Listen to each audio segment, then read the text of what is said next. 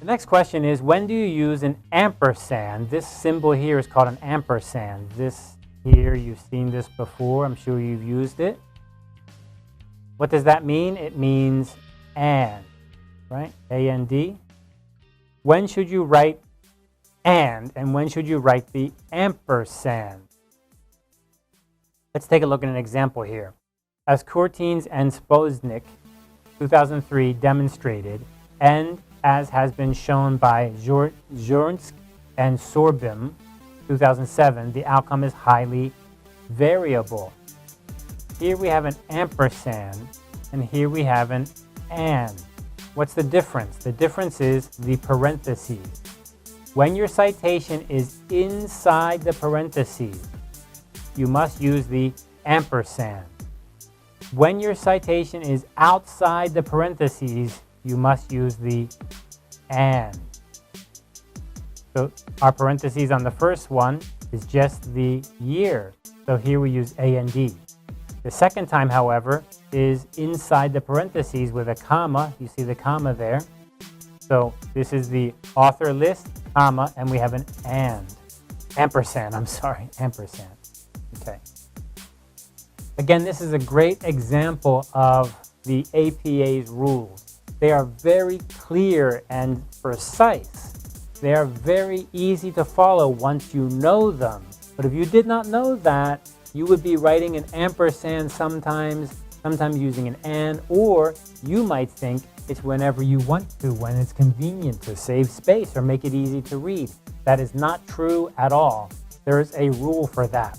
So I like to think in APA style guide, there's always a rule for that. Everything has a rule. You just need to find the rule.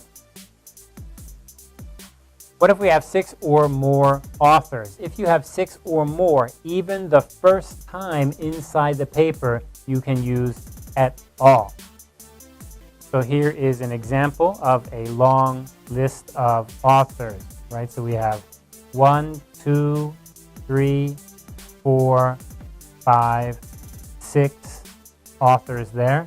And here we have 1, 2, 3, 4, 5, 6 authors here.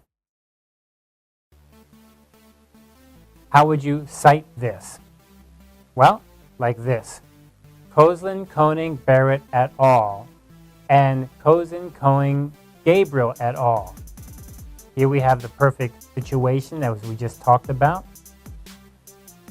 Kozlin, Koning, Barrett.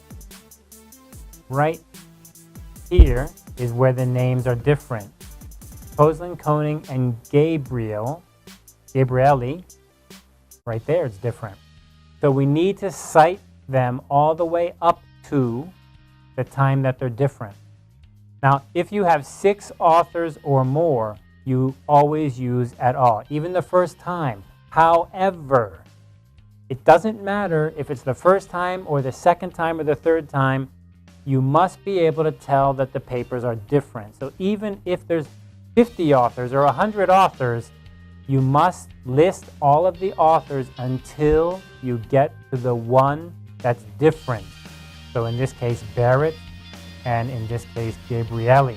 You must list it out. And that will be the first time and every time, even in the case when there's so many authors.